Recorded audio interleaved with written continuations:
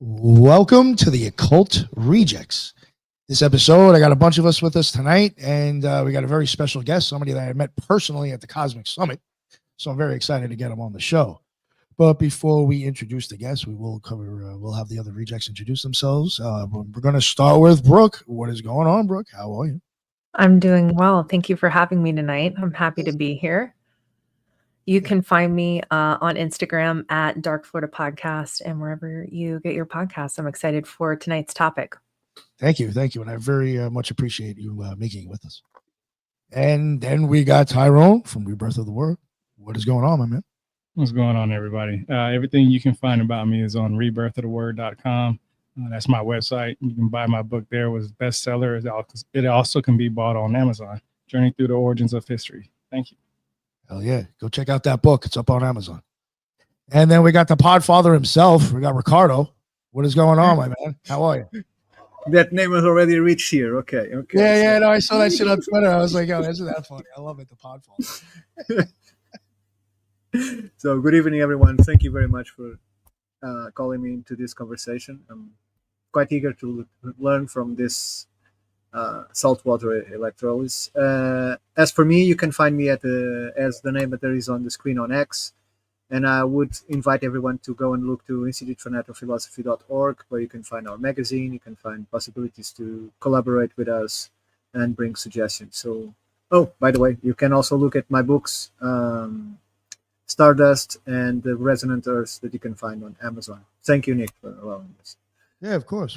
Also, I mean, if you don't mind, I think people should also go check out Universe Unveiled. I mean, you're kind of associated with that. So. Absolutely, and I was live with them right now. So, but I came into here. They were premiering Tyrone right now at this moment. So, yes, but definitely go check out that show. Definitely worth checking out. Absolutely, the girls are awesome. Yeah, they are really cool. They had me on. They are really awesome women, and they're very intelligent. Yeah. And then last but not least, before we get to the guests, we got Bennett. What is going on, sir? How are you? Thanks for having me on. Bennett Tanton from Broadcasting Seeds Podcast. You can find me wherever podcasts are played, and also broadcastingseeds.com. Also, another thing that I've been pushing is a magazine that I'm affiliated with and an editor for called Strange Knocks Magazine. And you can find that through links at my website or at you're gonna love it, gotknockers.com. I do. So I like it. Yeah. Appreciate you having me on. Of course. And I'm sure I think he's got like 10 ASMR channels out there. He just won't tell us about yet. But yeah, it's getting there, okay. Yeah. Thank you so much for joining us, my man. I really appreciate it. And finally, to the guest himself, like I said, I met this man at the Cosmic Summit. To be totally honest with you, I think I met you, lugging that shit up that Friday, fucking walking up and going to film shit. You're carrying all the stuff. Yeah. I think I met you then, and we started talking, and we hit it off, and I was like, oh, this guy's got something to talk about, and I got your information. But please, Ashish, let everybody know what your deal is, and I guess wherever they can find anything you're talking about. I don't know if you're on social media or whatever. Yeah, I've been doing work on megalithic structures by myself for a very long time, just kind of as a hobby.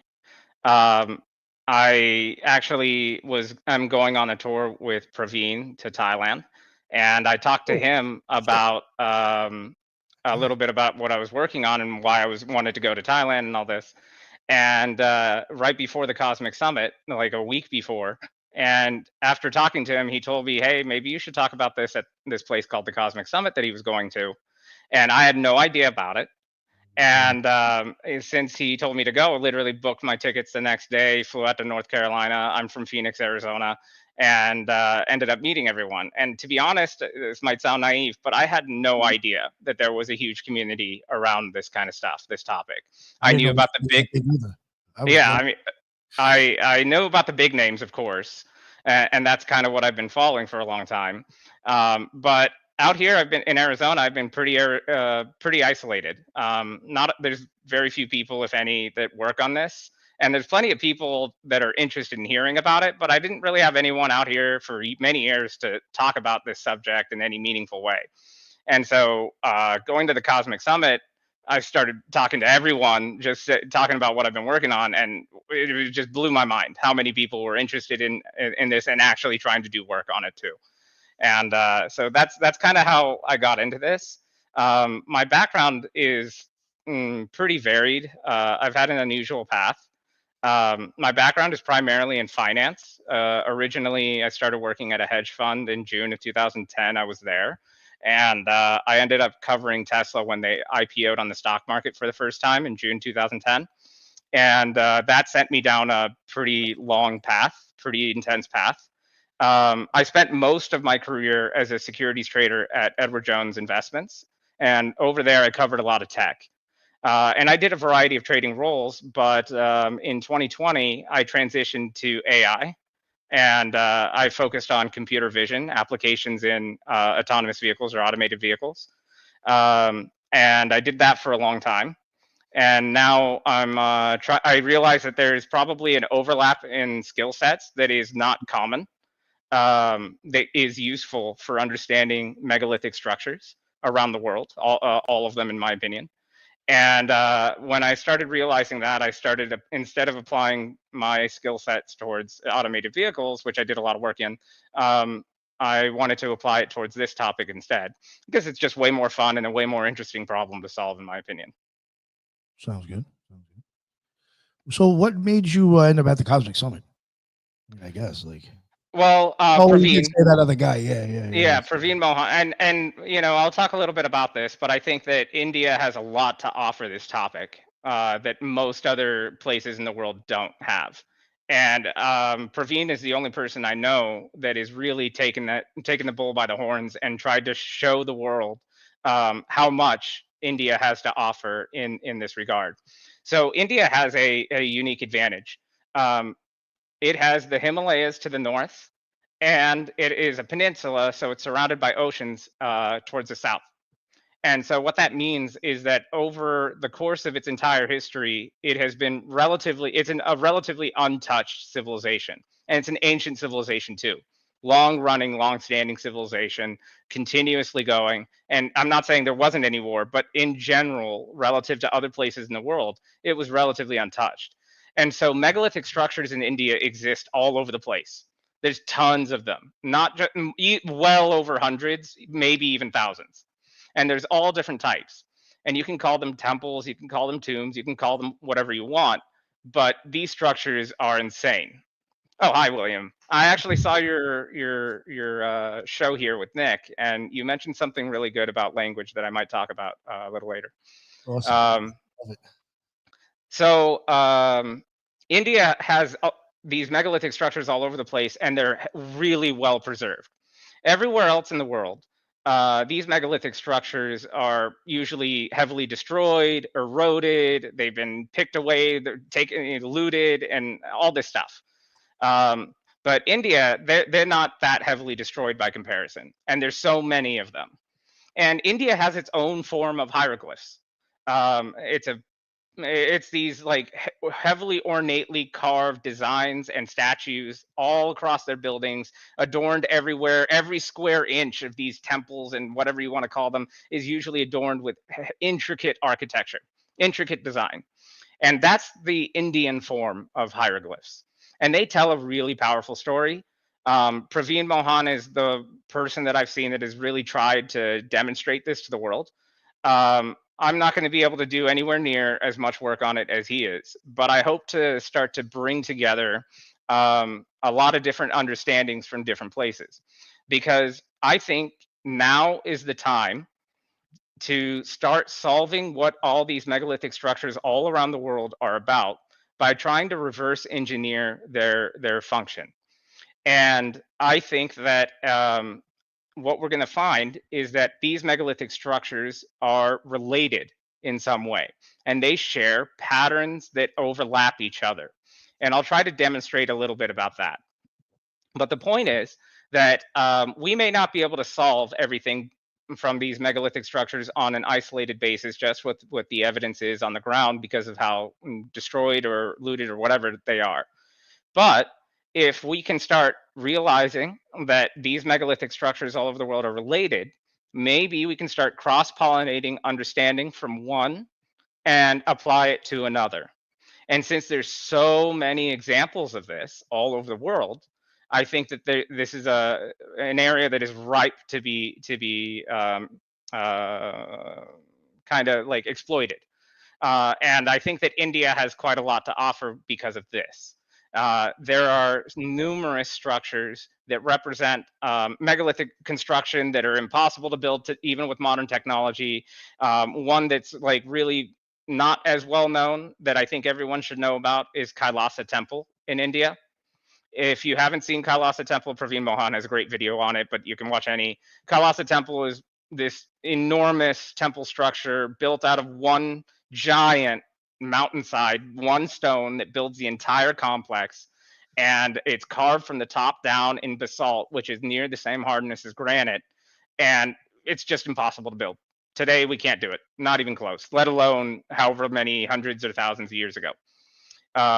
And so I want to start trying to bring some of that into the conversation, cross-pollinating understandings from others and applying them. Well, I would not say that it's impossible to build today in terms of general architecture, but it's impossible to build today in terms of fine art that we encounter at the same time. So it will take more time than we could today possibly afford to create such a thing, right? So it's incredible that in a primitive time they could find people to do that job and be as perfect as it was. So that's the fascinating part to me in that regard. So to bring in a little bit of the finance, one of the things is we have to start really looking at what the narratives around all these tombs or temples really is implying. Because, okay, sure, maybe if you put an extreme amount of effort with primitive tools and an infinite amount of time and so on, you might be able to eventually do something like this. However, there's so many of these structures all over the world, and you have to really start understanding the economics at the time period of what the narratives are implying. So, for example, in Egypt, the current narrative for the Giza Plateau is that it was a national project and a massive labor force was dedicated to this task for about 30 years. Now, to put some numbers behind this, just to get a little bit of a flavor of what I'm talking about. In Egypt alone, there's more than 130 known pyramids there. Sudan also has hundreds of pyramids, so together between them, 300 to 400 pyramids between those two countries. And then these pyramid structures are all over the world. In Mexico, you have hundreds of known pyramids, maybe thousands if you include the ones we don't know about. South America, riddled with pyramids all over the place. Asia, riddled with pyramids all over the place. I've heard about many in Europe that I don't know too much about. But these things are all, literally thousands of just pyramid structures alone, nothing else, just pyramid structures alone. And now you add in on top of that all the other megalithic structures that are not pyramids, like Angkor Wat, Kailash Temple. I'm going to talk a little bit about Taj Mahal today, and many others around the world. There are so many of these heavily engineered, highly sophisticated, multidisciplinary megalithic structures that are demonstrating deep understanding of principles across a numerous subjects all in one. This is not a coincidence. There's no such thing as thousands of coincidences. And so every major civilization around the world, every major continent, I'm not sure about Antarctica, every single one is demonstrating that they had advanced knowledge and an ability to build these structures repeatedly. And so what I was saying about the finance and economic side of it, it's not like you just become an advanced civilization and you get to stay that way for free. You have to really understand what the economics of that narrative is implying. It's true that you are dedicating a massive labor force of highly skilled workers. They have to be artisan workers to be able to pull off the engineering in these structures. And you do that for an extended period of time, like 30 years just for one project, and then repeat that again and again for the 130 pyramids, whatever, in Egypt and so on, and all the other ones. This is exactly how you collapse a civilization. If none of these structures generate any kind of economic or practical utility to the society, this is going to destroy the civilization. It's not free to just be a civilization and expect it to just go on like that, especially for the history of Egypt, where they're talking about these things where it lasted for thousands and thousands of years. No such civilization can dedicate a labor force and the economics behind it to these tasks for no economic utility at all. That's not sustainable. That's kind of a good point, I guess. Well, I'm not sure that if we talk about megaliths and not pyramids, I'm not sure that there is an economical factor there, because the benefits are enormous. In terms of the pyramids, I would say, and what you're saying, I would say that coincidence takes planning, for starts, and that you are right in terms of the workforce, because if you look to Thailand alone, you'll find countless sites with this replicated statues of women, of men dancing. The sculpture goes around. You can see the back of the sculpture that is coming from the rock. So it begs the question: how many workers they have? How many sculptors they had? Because who can replicate such a thing constantly, like 10 figures that are exactly the same? We would need a robot to do that today, to have that kind of precision. It's not that we couldn't do it. It's just we don't find technology in their time to be able to do that. And that's the puzzle. And in fact, another point that you present is that the time frame is too short, even for our means today. So it would take exponential more time to create any of these structures, and we'll have the economical factor on top of it, which I think back then was not as constraining as it is today, right? Because if we consider it as a global effort, what purpose is there? Your question, and it's a very good one. For what purpose will we create something that generates nothing? It must generate something, right? But it doesn't mean it has to be economical, in my perspective. Yeah. And the argument I'm making is that it's fine as a one-off to do megalithic structures, and maybe you can invest your society into this 1 time, 2 times, 10 times. But to do it in a repeated fashion over and over again, that's where it becomes catastrophic. Because that doesn't generate any progress, and it also doesn't line up with the idea that this is a culture that values technological progress. Because if they were valuing technological progress, they would be applying it for practical purposes. If they were purely valuing technological progress and only to build these structures, they're pigeonholing themselves, first of all, in their technology. And like, humans are curious people in general. It's not like when you learn something, you only want to apply it exactly one way and only one way, and you don't want to apply that concept to anything else. The value of advanced understanding is the ability to apply it in more than one way and be able to demonstrate control over that. And also you're right that, like, if, again, given enough time and given enough people, given enough resources, you can effectively do infinitely anything. But the issue is that they're carving all these ornate structures into really hard stone. Like, for example, Kailasa Temple is carved out of basalt, which is near granite in terms of its hardness. And they're not just carving major structures, they're also carving fine, minute detail for the structures. And they're even, like you were saying, carving behind the statue to carve out the negative space behind it as well. They can make chains out of the stone, even chains. They made chains out of it too. Yeah, all kinds of crazy stuff.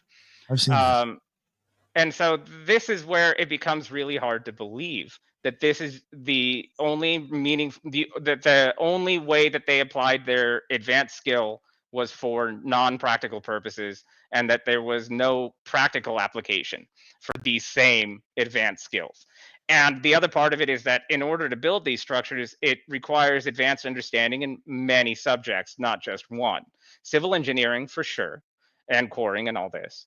But also they're demonstrating over and over again that they understood polar alignment because these structures are aligned perfectly to polar north and south, east, west. So they have demonstrated that they understand somewhat what is magnetism and why it might matter. And they put these things on magnetic ley lines. And like, again, one-offs, maybe. But again and again and again, this is where coincidences can't happen. They didn't just accidentally do that. Precisely. And where part of the engineering argument here is that precision is not an accident. Maybe as a one-off, but precision is not consistently an accident. Precision is effort. It is extreme effort, especially at the degree of precision that they're going for. In order to achieve precision at that high skill level, that has to be done intentionally. That you don't get to do that by accident over and over again. So I would say in my research in terms of megaliths that I think can be applied to pyramids, can be applied to the temples that you are speaking, I find that the disciplines necessary start with geomancy, start with the recognition of fault lines and underground waterways. Then you have the knowledge of the telluric lines. Then you have the mineralogy that you specifically choose for specifically purpose in specifically places of the construction itself. Then you have astronomical knowledge that takes thousands of years, because it's how many years for 1 degree? I don't know if it's 88 years for each degree on the sky. 70 years. You're talking about the 72, right? Yeah, 72 25,920 year precession. 72 years for just 1 degree of the sky. So it would require multiply that for the number of and again, you're degrees. demonstrating that they understood this back then. Sure. And then you need to understand sacred geometry, and then you need to understand acoustics, because all of them display, or most of them display knowledge of acoustics and resonance. So on this alone, we have here a vast array of multidisciplinary knowledge that we today do not possess. So we are rediscovering it today, step by step. I also want to say, this is understood in academia, but maybe it's worth saying. There is one layer of difficulty that is theory, and that can be hard.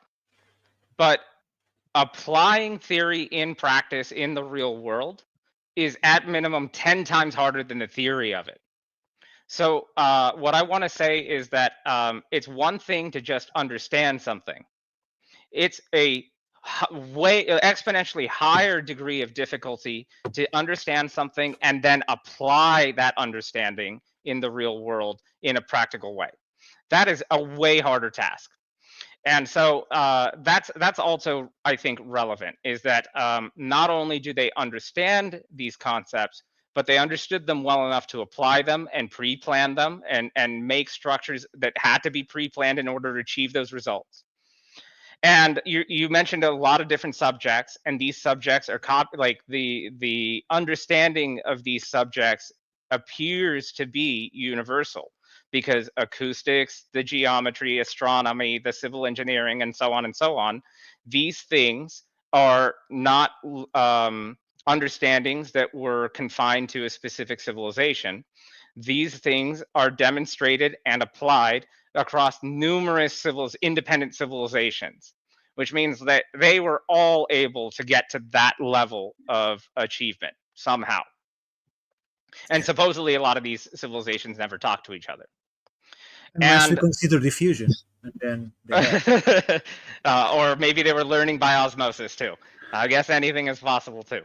I mean, in Egypt, it's insane that there's all sorts of evidence. I've been there twice, to the Great Pyramids and then some of the museums around Giza and then Alexandria. Well, it's not called Alexandria anymore, but there's certain stones that are like, I guess you would call them cast-offs, where it shows like, how did they build this? Like, I mean, like, right. And this is kind of what we're delving into, but they didn't build it the way that they are telling us, period. Or that the narrative says, right? I mean, there's all kinds of etchings that look like just saws, lasers, all kinds of stuff. And there's all kinds of evidence for that, even sitting in museums. And like, you can walk up and literally touch it, where there's a partially cut line that is just still attached. I don't even know how to describe it. I'll have to find a picture, but it looks like a circular saw cut the thing, but there's like remnants of the where it wasn't chiseled off. It's unbelievable. Anyway. Yeah, that's a lot of Ben Vanderwick's work, I think. Yeah. He also talks a lot about this, where there's plenty of tool, like, again, it's impossible to have thousands of coincidences. There's plenty of evidence of machine tools. Right. And for them to just, I'm just reiterating on your point, where the fact that, I mean, there's what, 5 main things that they say that these megalithic structures are for, and whether it's funerary, astronomical, stuff, which we know, right? Ritual ceremonies, territorial, tribal, and cultural, technical, right? But why are they building them? And that's what I'm here to hear you talk. Yeah, so that's what I'm trying to do. And so this is a good kind of launching platform, because what I'm trying to do is a form of pattern recognition. And what I'm seeing is that there are various concepts that are copied and pasted in various ways across these megalithic structures. And what I'm trying to achieve is I'm trying to find the base primitives. What is the most fundamental, most primitive, step 1 functional purpose of megalithic structures? Because it doesn't make sense that these things are tombs. And so I'm going to start I'm going to get into what I'm talking about today, but what I want to demonstrate is these patterns of similarity between megalithic structures. And so maybe this will be a good place for me to start. I can start share screening if you want. And I'm going to start by repping Arizona, because for how common and frequent pyramid structures and other megalithic structures are in the world, it's surprising how few, if any, megalithic structures are in America. There's no really known pyramids, even though in Mexico, there's tons of them. And we know that in Arizona and the Grand Canyon, Arizona and Grand Canyon used to be part of Mexico long ago. And so what I want to start doing is start attacking the narrative that is going on right now. And the Grand Canyon demonstrates some suspicious activity, some signs of things that don't match the narrative. And so if you don't know, the current mainstream narrative of the Grand Canyon is that the Grand Canyon was carved out by massive water flow over millions of years. And what we see elsewhere in Arizona, everywhere else in Arizona, except the Grand Canyon, what we see is patterns of water erosion that are consistent with heavy rainfall. And at the Cosmic Summit, Randall Carlson talked a little bit about this in his presentation, and he demonstrated around Arizona, except for the Grand Canyon, everywhere else in Arizona, you see heavy rainfall, water erosion patterns. And this is characterized by smooth edges, rounded shapes, and irregular grooves. And what we see at the Grand Canyon is not that. So this picture that I'm showing here is taken from the South Rim. And this picture is just to demonstrate a few of the things that do not line up with heavy rainfall. And that's the, let's see, which screen? You can see my mouse, right? Yeah. So over here, you're going to see flat shapes. Oh, I can't see the mouse. I think you can see the mouse. Can you see my mouse? It was at the middle lower part of. Oh, okay. I'm sorry. have it in the middle. I'm blind. I'm blind. What you see is flat surfaces. You see rectangular shapes. The water erosion grooves are vertical, not perfectly vertical, but roughly vertical. And you see consistent regularity. These intervals are consistent. And you also see them in parallel lines over and over again. Now, to kind of contrast that, I want to show what water erosion looks like with heavy rainfall. So this is the Sphinx, and the perimeter wall of the Sphinx is what we classically understand is the water erosion pattern for heavy rainfall. So again, you see smooth edges, you see rounded shapes, irregular grooves that are not in regular intervals, and they're also angled quite a lot. So this is what we classically understand. would be heavy rainfall. And every major civilization, every major religion even, they all have a story of a big flood story. A big, huge flood happened somewhere. And we even have some idea of what maybe that timeline is. We have at least the Younger Dryas hypothesis that demonstrates that maybe that could be where a big flood event maybe happened, or something like that. But again, the narrative in the Grand Canyon is that this was created over millions of years. This Grand Canyon was created over millions of years. So something is odd about that, because if there was a massive flood that happened all over the world and everywhere else in Arizona is showing the smooth edges, rounded shapes, and all this heavy rainfall, water erosion patterns, but we're not seeing it in the Grand Canyon, even though this is supposed to be millions of years old and the Younger Dryas is supposed to be 10, 12,000 BC, something like this, that's supposed to be relatively recent in history. Now, we also see at the Grand Canyon a variety of these pyramid structures, these pyramid-looking shapes.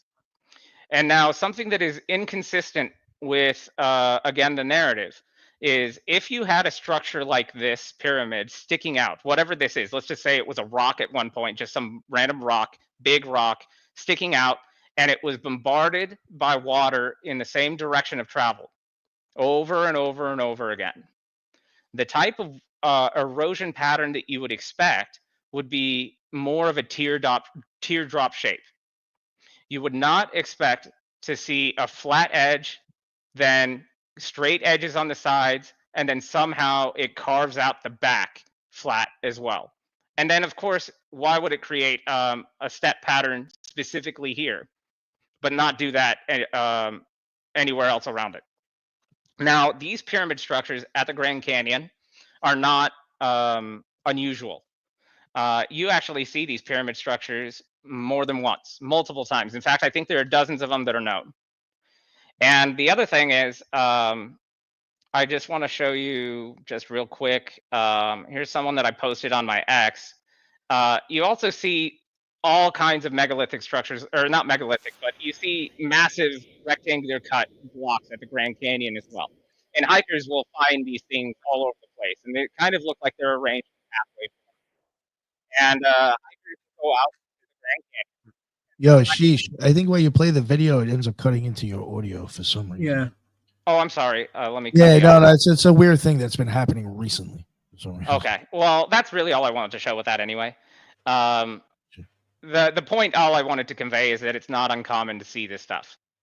And so this is starting to become really suspicious. It doesn't line up with the narrative, especially to see rectangular blocks like that all the time. And just to add a little flavor text, when you go to the Grand Canyon, there's your pads are really well predefined.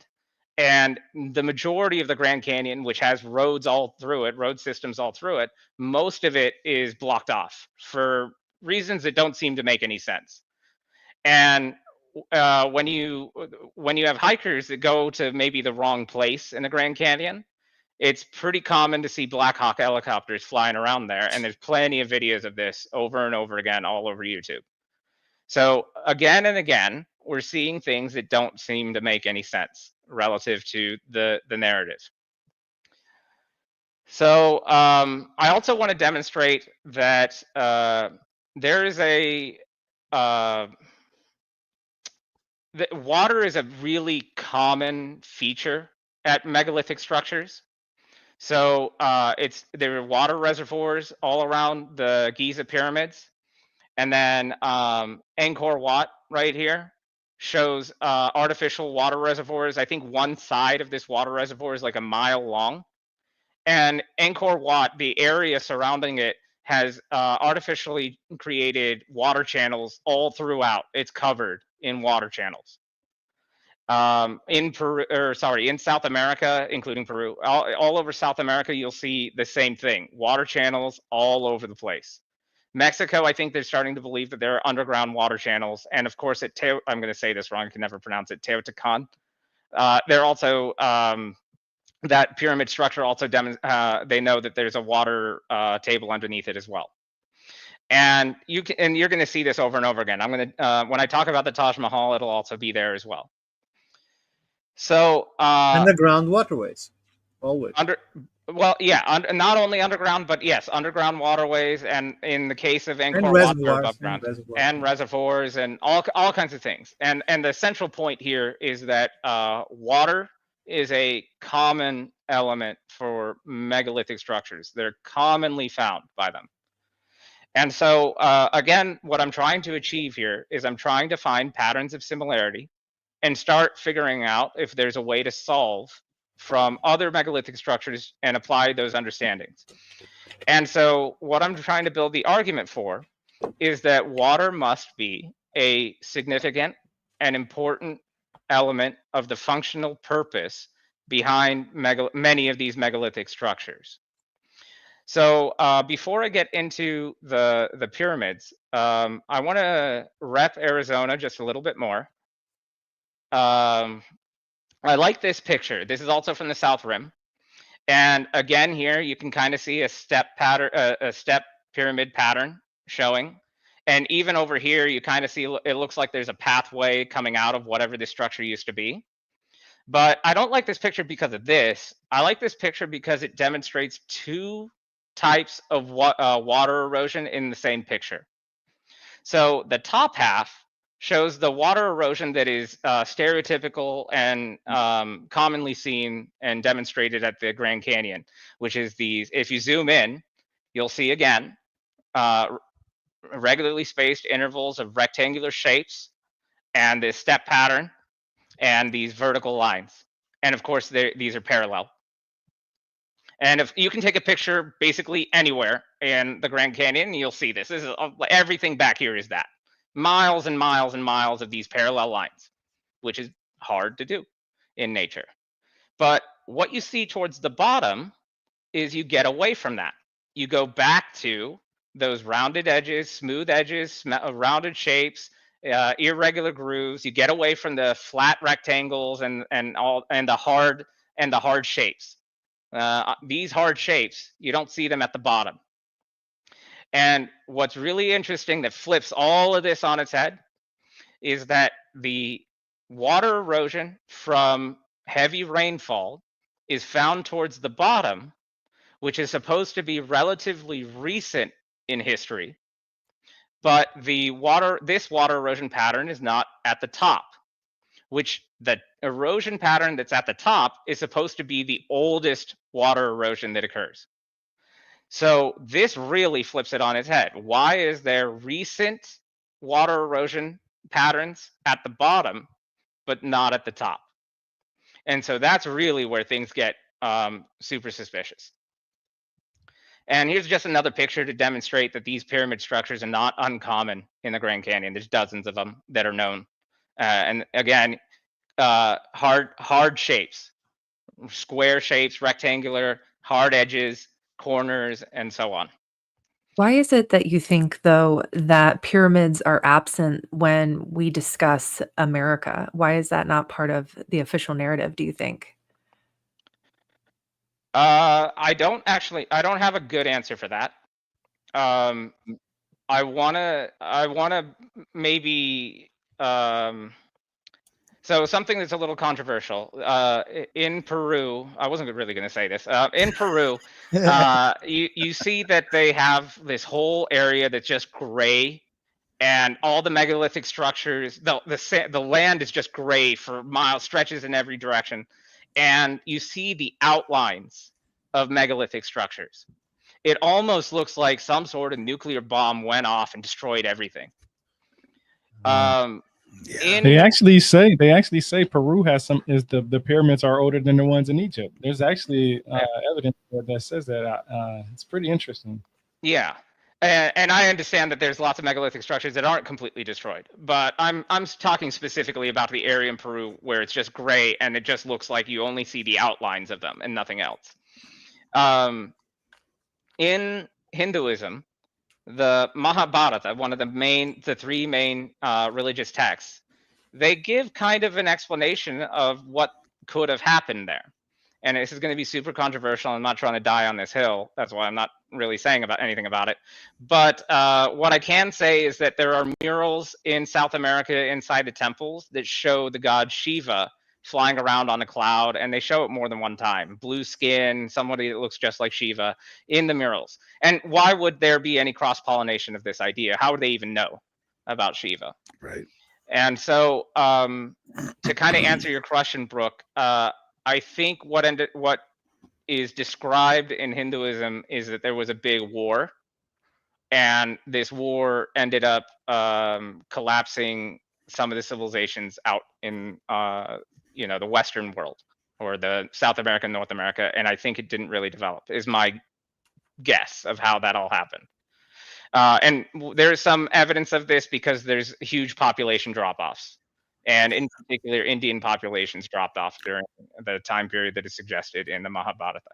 I mean, with it comes to stone pyramids, but there was huge earthwork pyramids built later, obviously, right? In the Mississippian cultures and the and places like that, down in Louisiana and all through the Mississippi Valley, and there's huge pyramids there, but they're not stone. They're not. They call them mounds. Yeah, they call them mounds. But Yeah. at the end of the day, some of them are bigger, at their base than even like Giza. So Yeah. And you have to take in consideration that the land used to build those mounds is not local. Correct. It is True. brought. A lot of it's brought in, right, from far distances. So either way, it's almost like it was a reset almost or something. Mm-hmm. And I agree that there probably is going to be megalithic structures in America that are not classically described that way. What I'm trying to get at is I'm trying to focus on things that demonstrate engineering, Right. as conventionally understood by today. And I would hope that we eventually solve all that other stuff. But things that have more predefined shape and demonstrate clear engineering are easier to reverse engineer. But when it's a big dirt mound, that becomes really hard to reverse engineer. But I agree that hopefully someday we end up getting those types of answers. And again, what I'm trying to do here, I'm going to talk about features that are a little bit more advanced. But the crux of what I'm trying to say is that these structures in their true function are multifunctional and have demonstrated multiple disciplines that we already know about. And I'm trying to find the base primitive. What is step one? And if we can find step one, we can then build the rest of our understanding on top of that. But right now, it's kind of just this haphazard,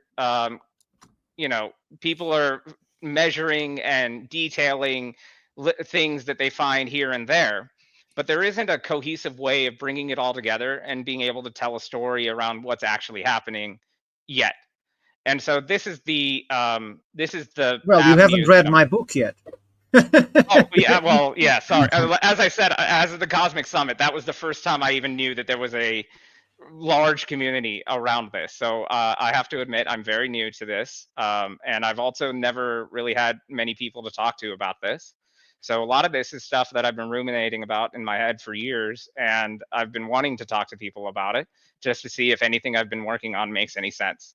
And so this is, I'm hoping to get some feedback as well. I know I'm going to have things wrong, but again, I'm trying to just make a good faith effort in finding what are the similarities, what are the patterns that overlap between all these different megalithic structures, and whether that actually means something. Because in my opinion, thousands of coincidences don't just happen by accident. Sure. I merely suggested because I base all of it in science. So there is no speculation there. There's a few, but when there are, I explain that I'm speculating. And still I base it and provide many sources to where I'm finding the information. So that's the only reason that I suggested it.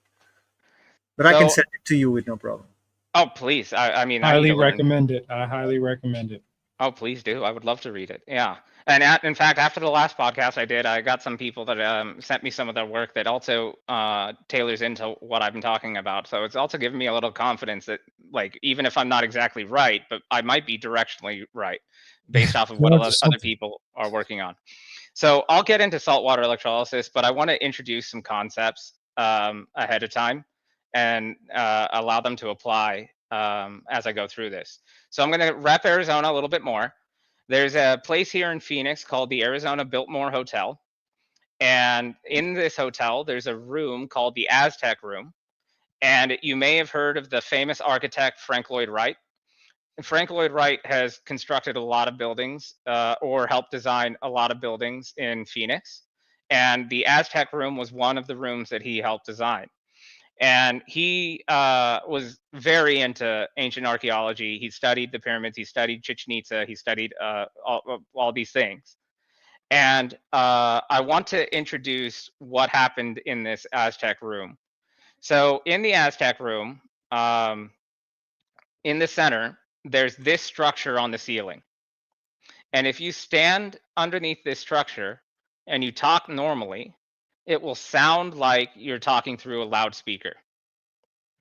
And around that structure on the ceiling are these beams all the way around it in a circle pattern. And these beams, I want to make the argument, appear to be related to acoustic tuning. In fact, I think that these beams are about sound amplification. And so again, if you stand in the middle of the room and you talk normally underneath this structure with these beams all the way around it, that it sounds like you're talking through a loudspeaker. Now I want to introduce this design and remember this because this will come up again when I talk about the grand chamber in the pyramids. But I just want to show that this has been demonstrated in real life. So acoustics is another, like you said before, acoustics is another common aspect of megalithic structures all over the world. There are many structures that demonstrate advanced understanding of acoustics and have applied that understanding. And I want to play this video, and he's going to be able to explain it better than me. So I'm just going to play this video, hopefully with sound. Let me know if the sound comes through. Yeah, when I hear the bird. No. No sound, bro. No sound. No sound? But it reproduces the sound of a bird that is typical of the area. So. Yes. Yes. Yeah. I've seen this, something like this before. Okay, so I mean, everyone here is familiar. So if you haven't seen it, you can look up this video. It's very short, and it demonstrates what this is. And what I'm trying to say here is that in order to achieve that exact result where it sounds like a bird, this is highly precise. If you change the spacing on these steps or make a mistake with these steps, the spacing on these steps, it'll alter the sound and it won't sound like that. So in order to achieve that result on all four sides, you have to do that intentionally. This is where I'm making the argument that precision is not an accident. You know, precision. Sorry, Ashish, but I've thought that about like with some of the pyramids where they say it like lacks any art inside.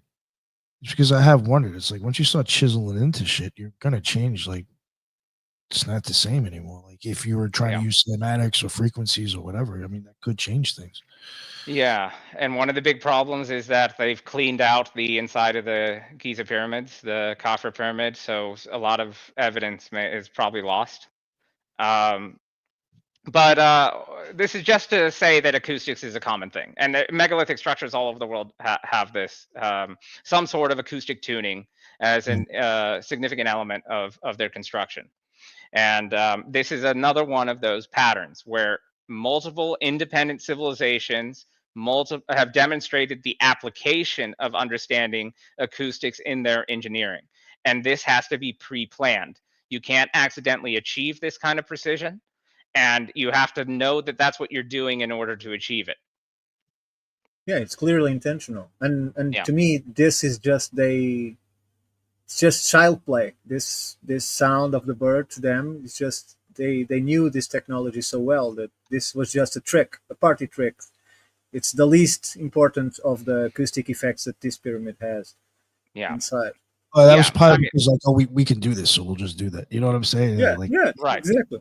Right. Even if the point was just for fun, the fact that they did this for fun makes it even more ridiculous that they just pull this off like it's nothing for them. Yeah. And now today, it's like our big accomplishments, like a fire meme or some shit. I want to introduce saltwater electrolysis, or another way of saying it is seawater electrolysis. And this is actually a really simple reaction. It's all you need is to run an electric current through salt water. And what electrolysis does is it breaks apart the elements inside. So salt is sodium chloride, NaCl, and water is H2O. And if you run an electric current through it at sufficient voltage, then you'll break apart the sodium and the chloride, and you'll break apart the hydrogen from the oxygen. You'll break apart at least one hydrogen from the OH. Now, if you were to continue this reaction, there is a second step that happens after some time. Now, depending on the conditions, what can happen is that this hydrogen gas that's emitted from the saltwater electrolysis can merge with the chlorine or combine with the chlorine, and it'll form hydrochloric acid. And why that's significant is because Christopher Dunn's team has found hydrochloric acid residue inside one of the shafts of the Khafra pyramid. And hydrochloric, in just to iterate for Christopher Dunn, Christopher Dunn's belief is that they were pouring chemicals into the shafts to generate the chemical reactions needed, and then they plugged them. But in my opinion, they weren't pouring chemicals down the shafts. All of the chemicals that they needed were created inside, just with salt water or seawater. And the benefit of doing saltwater electrolysis is that you also create sodium hydroxide. And sodium, so you're creating, the important aspects here is you're creating hydrogen gas, chlorine gas, sodium hydroxide. So chlorine gas, you know from pools, this is a great way to kill microorganisms by chlorinating water. So bubbling chlorine gas through the water is a form of water treatment. Sodium hydroxide is also a known detergent, and this is also another way of cleaning the water. So what I'm trying to argue here is that if you're an advanced civilization, you're capable of building all these heavily engineered structures, and you have a strong understanding, not just in theory, but in practice, that they've demonstrated of how to apply all these skills, well, this civilization will also be thinking about needing fresh water. And so saltwater electrolysis is actually a really easy way to filter water, or at least clean it up. Now, if you allow this is a slow reaction, by the way. It takes more than 24 hours to go to the second step. So this thing that's demonstrated on the screen is the first step. But if you want it to progress into the second step, you would need about more than 24 hours for the hydrogen gas and the chlorine gas to combine. The sodium hydroxide will form pretty quickly. If I may, how do you see the electric current being introduced, and what metals were used to produce that current? So this is going to be controversial, but I need to build the argument that the boxes that we find inside these megalithic structures all over the world, including the pyramids, are part of an electrical system. And the smoking gun for this is that Praveen Mohan has a video of Angkor Wat that shows copper wires coming out of one of these ornate boxes at Angkor Wat. Now, this video was recently taken down by YouTube, though, but he told me that he's going to post it again about next week. But what I'm trying to say here is that these more patterns of similarity between megalithic structures.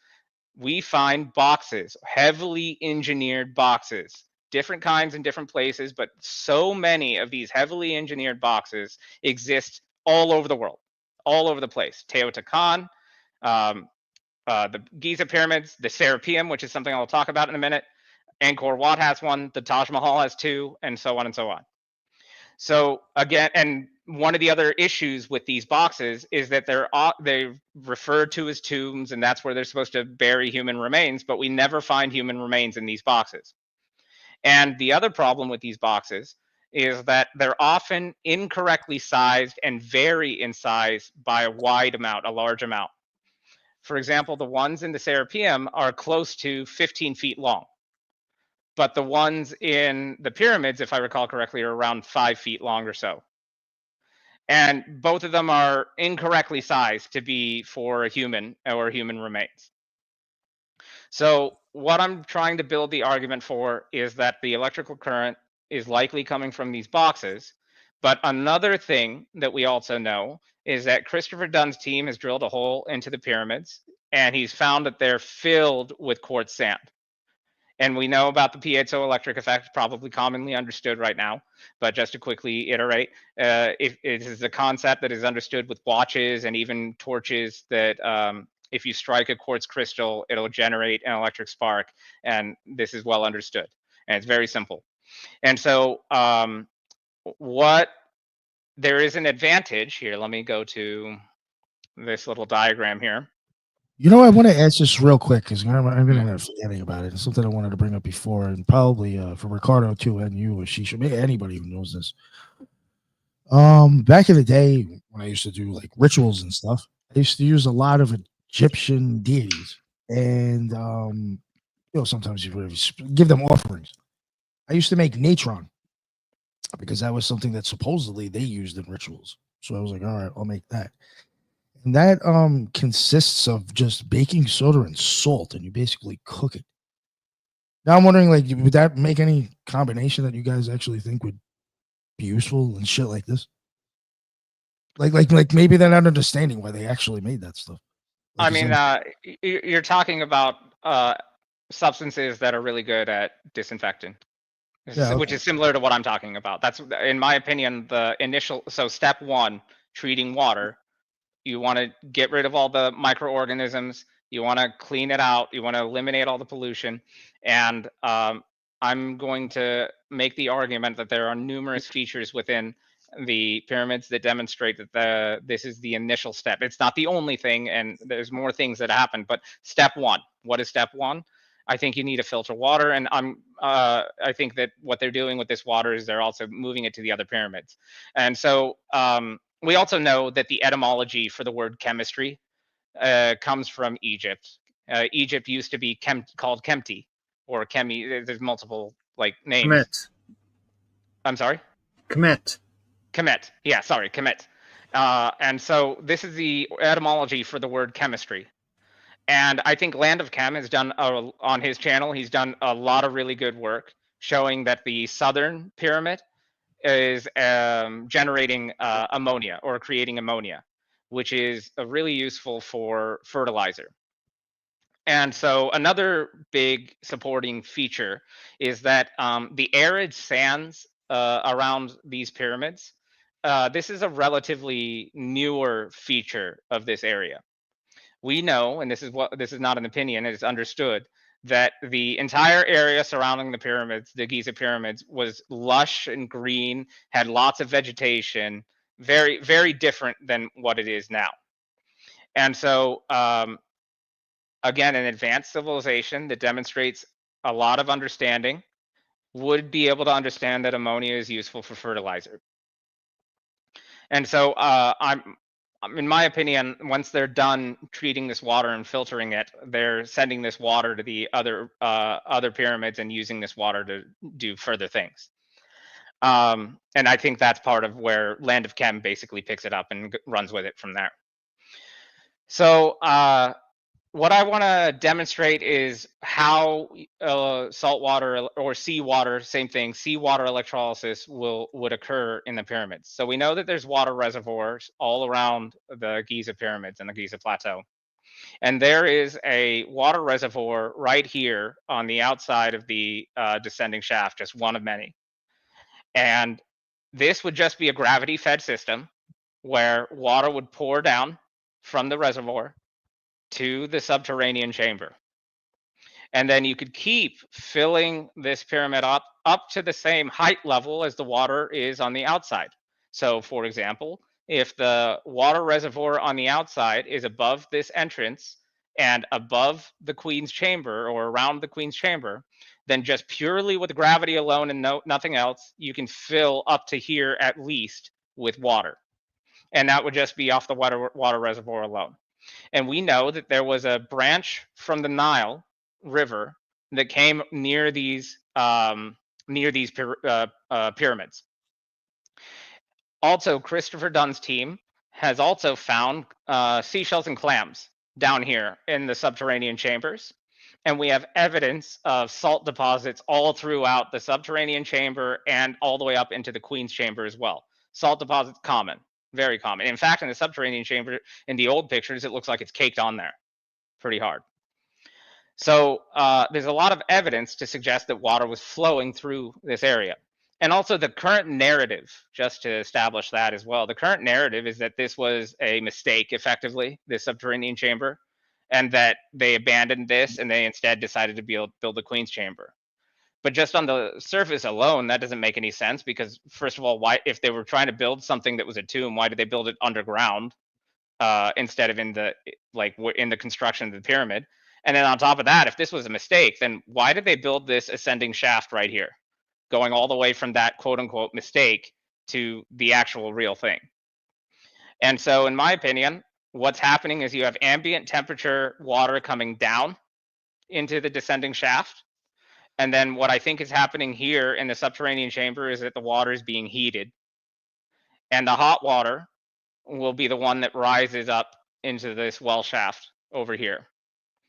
And there's something called a counter-cyclical vortex. There's shaping on this. I don't want to get too much into this, because when I talked to Randall Carlson about it, he kind of didn't want to talk about it for some reason. I think he's kind of gotten a lot of criticism for his vortex thing, and maybe he doesn't want to talk about it. But in my opinion, what's happening here is that there's a counter-cyclical vortex where cold water is going in one way in a vortex, and then hot water is spinning counter to that, going the other way. And so if you have clockwise rotation, right to left for the cold water, and then for the hot water on the outside of the cold water, counterclockwise rotation going the other way, you'll have a system that will be able to feed specifically hot water right here at this division into the well shaft going up. And this will combine heat and just a gravity fed system to fill up into this chamber. So heating it is just the first step. It's just to get water going, and it's to kind of get rid of the pollutants. That's why I think there's this, what do you call this? The pit. I think they call this the pit. So it makes sense, because this process is going to have a lot of, what do you call it? Like particulates, residue, pollutants, this, that, a lot of nonsense. It's not what you need. So you need somewhere to dump it. And so if you heat the water, you'll just, the only thing that'll make it back up is the hot water, and maybe the salt water will make it. But a lot of the larger particulates, the clams, all that stuff, the reason why we only see the clams here and not up here is because they have this whole section here as a initial filtering mechanism. And the only function of this is just to generate heat and dump the remains. And how is the heat generated? So that part I don't have a good answer for, but we do know that there's this construction on the side. There's this side room that looks like it's engineered as well. But it would be flooded. Yeah, so underwater heat. So one more thing about these boxes. So we have evidence in the Queen's chamber and in the King's chamber of a massive explosion that's occurred. And when you look at the box that's in the Queen's chamber, that box, which I'm going to say is initially a granite box, multi-ton granite box, what it was originally, that box looks like a charcoal brick today. And you have to kind of think, if every other box everywhere else in Egypt is this giant, heavily engineered granite box, this is not going to be the only one in Egypt that's not. So what I'm getting at is, I don't know how to solve the boxes in its entirety. What I'm trying to say is principles, and solve by the principles alone, and then fill in the pieces. If I may, let me just give you might not have this piece of information. So first of all, in order to purify the water, what we find in megalithic sites is that the purification was done by residents alone. So I give you the example of the Osiris shaft that is right next to the pyramid. and you find 3 vertical shafts that are not connected to anything. They were left blocked. You have 3 different levels, and at the bottom level you find water. That water is completely pure, although it's filled with litter. It has rotten wood in it, it has debris, and it's absolutely pure. Why? Because the resonance of the site, and it's the only autonomous site that I've studied so far, and that doesn't need the introduction of artificial sound into it. It creates its own sound by the 3 additional shafts that are not connected. So what happens is the creation of what is called by science now today as easy water. It was known by the ancients as living water. So this living water, because of the sound, creates hexagonal molecules. These hexagonal molecules creates surface contact in all sides, which means there is no space for impurities. So in terms of purifying water, you don't need anything more than sound itself. So I'm familiar with... Let me just say this. In terms of the salt water that you speak, it's very easy to explain, because around from 4000 BC to 3600 BC, there is this event that caused the Great Flood in the Middle East that is called the Burckle crater. So when this happened, and it is a multi-impact site all over the world, but the known is the Burckle crater. You have one in the Atlantic, 2 in the Pacific, and they all happened more or less in the same time frame that caused multiple floods all around the world. It caused months of rain. It caused weeks of boiling rain at first and then cold rain after, that caused all these events. So that salt water is why you find the clamshells not only on the 3 first levels of the casing stones, as you find those clams and those fossils that are relatively modern compared to what we're supposed to find inside the pyramids itself. So I'm not saying you're wrong. I'm saying that there is very good scientific data that can explain all of those factors that you are describing. So I agree, and I understand about the cymatics, and I'll talk about cymatics as well to help create easy water. Also, just to add on to that, and something that I want to talk about a little later, is that infrared is also capable of structuring water, crystalline structure of water. And I believe in the Khafre pyramid, both of these principles are being applied as well. Now, I do know, I have heard about maybe what you were alluding to, is that there's a large discussion about how the pyramids might be tuned to the frequency of the Earth. I don't want to bring it up right now, but what I'm going to be discussing a little bit later is that, in my opinion, the pyramids are trying to dampen all energetic noise. And they do that in a variety of ways. I want to set up saltwater electrolysis first, and then the next thing I'll talk about is the various elements that we know about that create a dampening effect for energetic noise in various aspects. So I do, and I also do agree that cymatics is a good way of removing pollution from water, and this has been demonstrated. And infrared can also influence the crystalline structure of water, and it has also been demonstrated as a way of removing pollution from water. And some tangential evidence, scientific evidence, it is well understood and heavily published that infrared light therapy on the human body generates health benefits of various kinds. And the human body is also overwhelmingly composed of water. And one more feature of easy water that is, I think, also significant, that is relevant to the Khafre pyramids, is that if you create a crystalline structure for water where the bonds of hydrogen are close together and the oxygen and the hydrogen are on opposite sides, you can create a dipole in easy water as well. And so this is significant because it can create a direction, and it allows water to have both a positive and a negative end. And this is why it's very difficult right now with given information or known information to, in my opinion, it's difficult to solve right now exactly what the boxes are doing. But I think it's sufficient enough to say right now that these boxes all around the world are part of an electrical system. And I think that when we're building the foundation for understanding what these are, I want to start with the base primitives. And the first step that is not well accepted is the idea that electricity exists anywhere in these structures. And so before we get too deep into theory, I just want to make sure that we hit all the primitives. And again, more evidence of why we know that these civilizations understood electricity, or at least understood magnetism. It's because of how they positioned these megalithic structures on polar north and south perfectly, over and over and over again, demonstrating again that they understood this principle. So in my opinion, where the electric current actually starts to play a role is in the Queen's chamber, in the subterranean chamber. I'm a mathematical person. And so to me, it is order of operations matters a lot. And it is significant to me that things happen in a sequence and not all at once.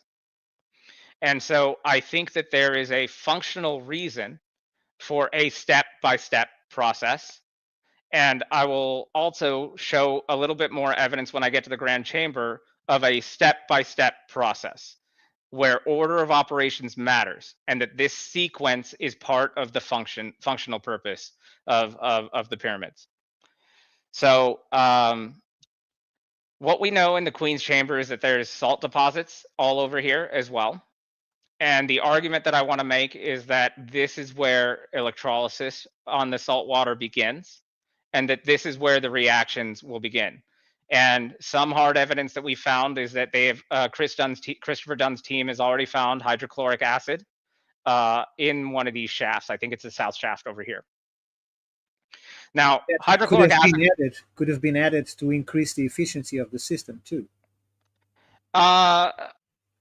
You mean like they were pouring hydrochloric acid down the shaft? At certain point, they could, if they didn't understand the technology, they could start adding that to increase the output, according to your theory, because hydrochloric acid would increase the efficiency of the system. So one of the other things that's also being created is the sodium hydroxide. And if you allow this reaction to continue, my understanding is that the hydrochloric acid portion of saltwater electrolysis is not the favored reaction. It is a side byproduct, but it is the minority product, or it is a low yield product on average. Now, so you think it would be enough by natural means only to find the quantities that Christopher Dunn found there? So he didn't find massive quantities. He found residue. And the yield, my understanding at ambient temperature and pressure, the yield of hydrochloric acid on saltwater electrolysis will be in the range of 10 to 20%, assuming nothing else. So that's pure salt water. It doesn't mean if there's in fact, if there are other things in the salt water, like seawater, for example, if there's magnesium, and I think they found zinc, this might actually negatively impact the yield of hydrochloric acid.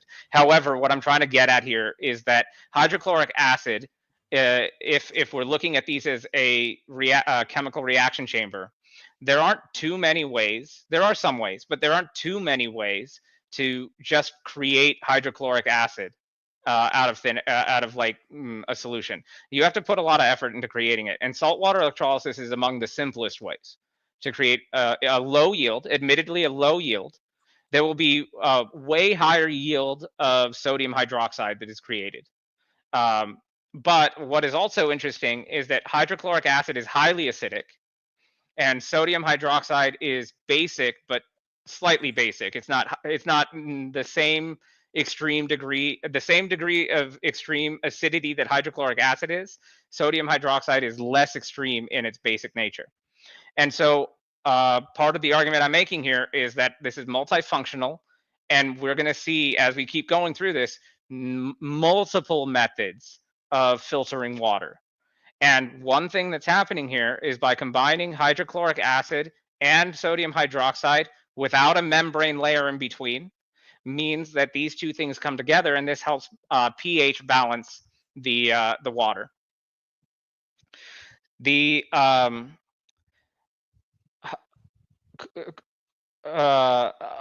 whenever you want to create a splitting mechanism where hydrochloric acid is only found on one side but maybe not on the other, this kind of, without a membrane in between that is known or visible, this indicates that there is some sort of charge that attract, like a battery. If you maybe I should have described conventional wisdom.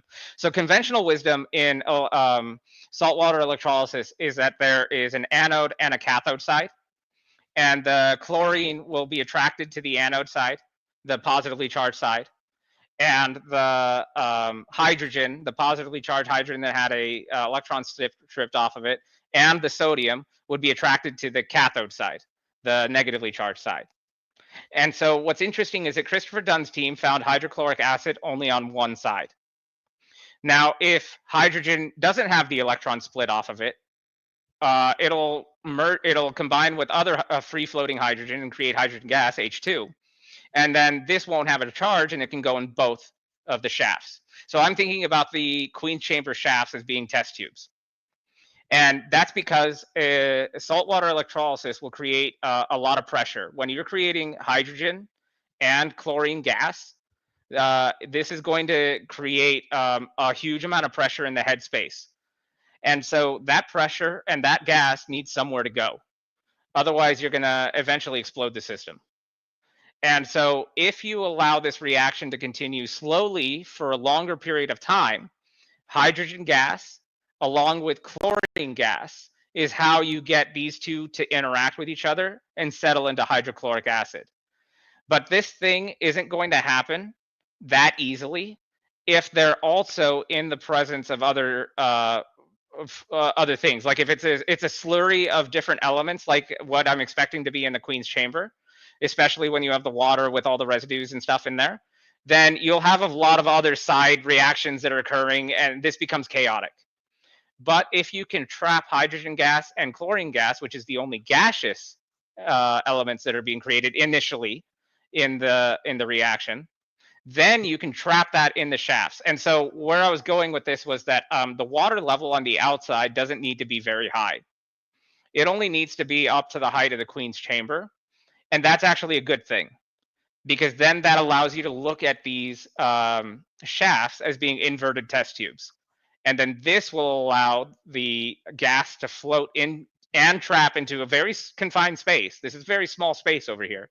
And this will allow, with pressure buildup, the hydrogen gas and the chlorine gas to react with each other. Because you don't want to have, chlorine gas will become really caustic if it sticks around for too long. And so another thing that happens is that this can also, this reaction can recirculate back into sodium chloride. So if you have the sodium hydroxide still present in the Queen's chamber, which that would be in particulate matter form, it would be solid form. So that wouldn't be a gas that would be going up in the shaft. So one of the things I was hoping is maybe we can see if there's any sodium hydroxide anywhere around these places. Then you would be able to have the hydrochloric acid come back and come back as liquid, fall into the liquid solution, pH balance, get interaction with the sodium hydroxide, and then the hydrochloric acid and the sodium hydroxide, they can reform again, and you can create salt all over again. So in other words, this process can go forward and backwards. So what you're saying is that the two shafts are condensation tubes? Yes, that's a great way to think about it. Yeah, that's how I'm thinking about it. So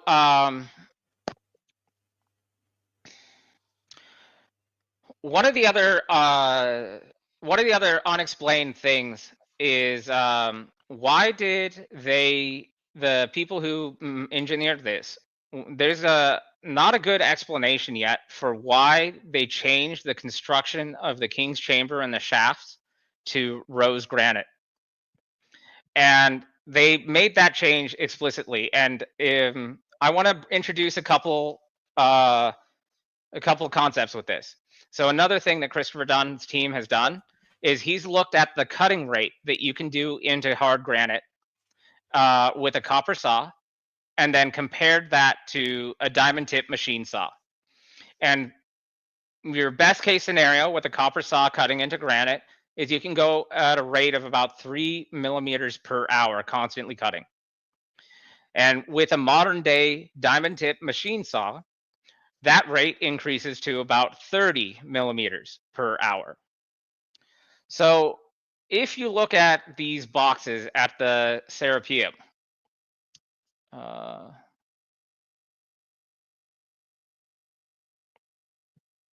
which I have here somewhere. Here we go. These boxes are enormous. And again, way incorrectly sized to be a tomb. So one of these cuts, look at how deep of a cut you would have to make and how long of a cut you would have to make. If I'm going to round to 15 feet, I know it's a little bit less than 15 feet, but just say 15 feet for the easy math.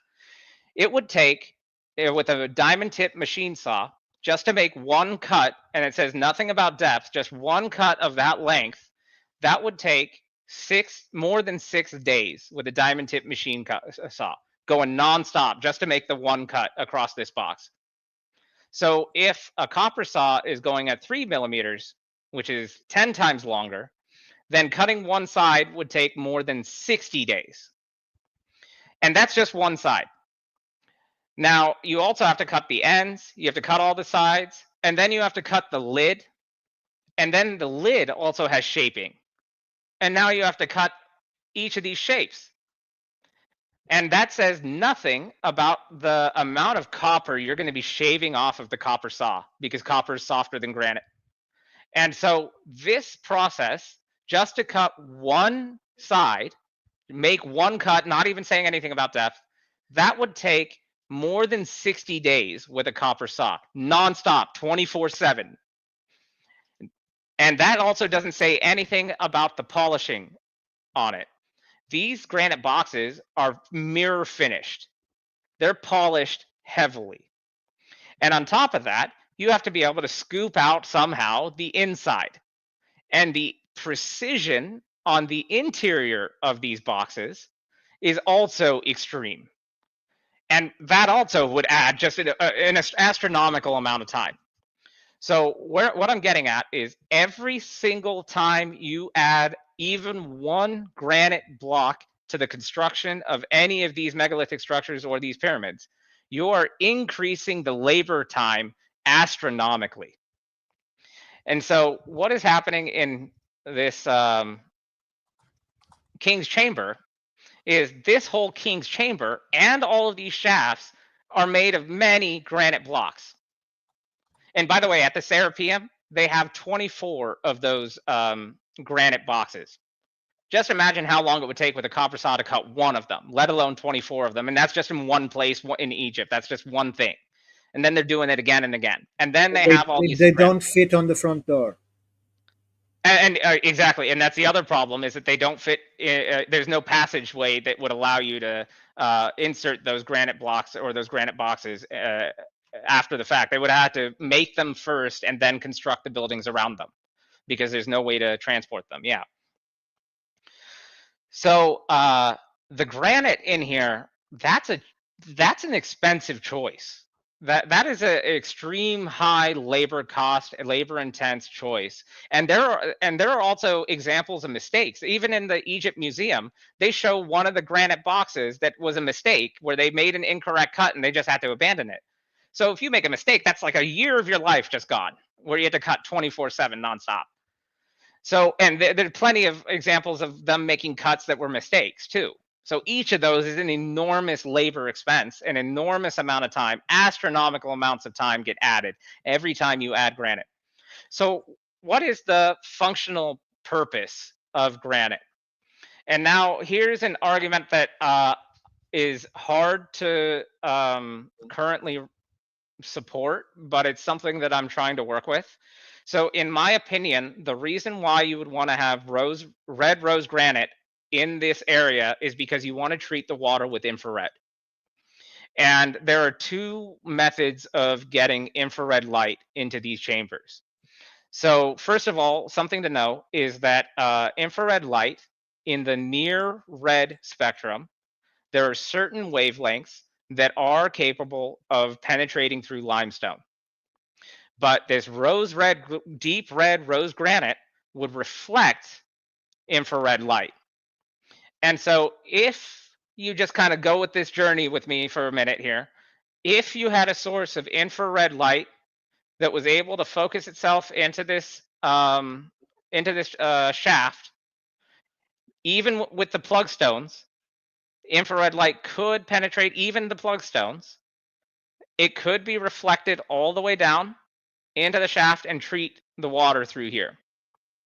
There's also a second method of generating infrared light, and this is also something that Christopher Dunn talked about. There's a TED talk about how a scientist was looking at geology and noticed that there was infrared light, or thermal imaging was showing that before an earthquake, a few days before an earthquake, they would see on thermal imaging, they would see granite that would generate infrared light before an earthquake happened. And what they found is that if you apply mechanical stress to red rose granite, they actually looked at specifically rose granite. If you apply mechanical stress to this granite, you can push out electrons from this mechanical stress, and you can also generate infrared light. And when earthquakes happen, before the earthquakes happen, if there's rock like granite in the area before then, the mechanical stress will then show this on thermal imaging, and they've successfully done this many times now. They've successfully been able to predict earthquakes a few days in advance just by looking at thermal imaging. So that's exactly why they chose fault lines, because that's those small earthquakes cause and amplify the piezoelectric effect. And in fact, when they put rose granite in a hydraulic press and they shut down the lights, you can actually see the granite, the crystal matrix within the rose granite to light up and produce light. Yeah, so. Perfect. Yeah, exactly. I'm gonna get a little bit into the earthquake thing a little bit later when I talk about the SAR scans. But I want to get away from the idea of the earthquakes being part of the mechanical stress that is generating the piezoelectric effect. Again, I think that they are generating, amplifying. It's different. Yeah, I'm going to make the argument that these pyramid structures are dampening. So actually, now is a good time to kind of talk about that. So I think one of the critical features that is demonstrated in various ways in the Khafre pyramid is that these are trying to eliminate energetic noise from all sources. So one aspect of this is the exterior of the pyramids. They were encased in white limestone. And the white limestone is a great way to reflect all visible light, and also will reflect UV light as well. The reason why they changed from white limestone to regular limestone on the inside is because limestone is a little bit more of a porous structure. And having a porous structure generates two major advantages. Number one, this is a great way to dampen sound. And so you'll be able to capture sound in these little porous structures. And number two, if you're running water through the system, wherever water comes in contact with limestone, the limestone will become hydrolyzed. And this, now normally inert limestone is just inert.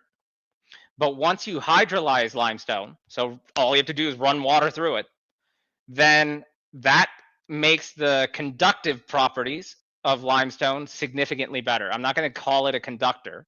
It's not going to be anywhere near copper or anything like that.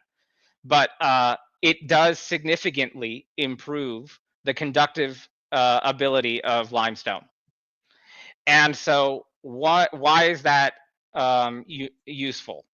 So if we're talking about the piezoelectric effect and the whole pyramid is filled with this quartz sand. So another way of just kind of in your head, the way you can think about it is you can think about the pyramids as being filled with static electricity. And the newer scans show the void above the grand chamber. In my opinion, this void is also going to be filled with quartz sand. And the whole point of this is to have a lot of charge that is diffused throughout the pyramid. And then wherever limestone comes in contact with water, this portion will be more conductive and it'll generate vectors for the electric charge to travel. So there needs to be a way to draw all that piezoelectric effect out of the sand and have it directionally travel to where you want it. In my opinion, this is all done with water. And on top of that, we've already discussed easy water, and you can create a dipole based off of this. And so if you tune it to the right frequencies or treat it with infrared or both. And what we also notice that they have these triangle like structures on the roofing of these chambers. So what is the advantage of doing this? So what I believe is that this is also a heavily pressurized system. And the point of having this roof-like structure here is to generate more surface area and concentrate the weight down into these pointed areas, both this portion of the king's chamber and this portion of the queen's chamber. So again, if you have saltwater electrolysis, you're creating hydrogen gas, highly explosive, and you're generating chlorine gas. If you put this system under high pressure and high temperature, there are a number of other side reactions that happen, but one of the side reactions that gets favored under high pressure and high temperature is it leans more towards oxygen, creating oxygen as well. And so O2 will also be generated here. So it makes sense to me why they had to build these structures deep inside really heavy pyramids, because this is going to be in a highly this could generate really big explosions, because this is going to be a highly explosive gaseous area where you're going to have hydrogen gas and oxygen gas being created here. And we have multiple signs of a massive explosion occurring both in the Queen's Chamber, and Christopher Dunn's team has measured the granite in the King's Chamber, and it shows signs of mechanical stress pushing out from the King's Chamber, indicating a big explosion happened there as well. And you have the cracked stone at the corner. I'm sorry? You have the cracked stone at the corner. And you have the cracked stone, yeah. And then also the boxes look like they're a charcoal brick. And we know that those are were originally granite boxes, just like we see everywhere else in Egypt. So you got to really think what kinds of temperatures were being achieved in order to make something like that happen. One of the other things to note is that granite is also a really good thermal. It absorbs the heat really well, and so granite also is known to deform under high heat. But one of the interesting characteristics of granite is that when you cool it back down, it returns to its original structure, its original form. And so what's interesting about the explosion that Christopher Dunn's team found in the King's Chamber, it's one thing if you saw an explosion and the heated granite from that explosion expanded outward, but you would have expected that to return. The fact that there is still some deformation as a result actually, to me, indicates the high energy level that had occurred in order to achieve an explosion of that size. Because once this chamber had cooled down, the granite should have returned to its normal structure. This is what's classically understood when you put granite under high heat. So this is where it gets really interesting. So the next thing I want to show is kind of just a quick little diagram that basically describes what I'm talking about, how you could have a gravity-fed system. This is called a Pharaoh's pump, but that includes this compressed air section up here, which I'm not including in my description.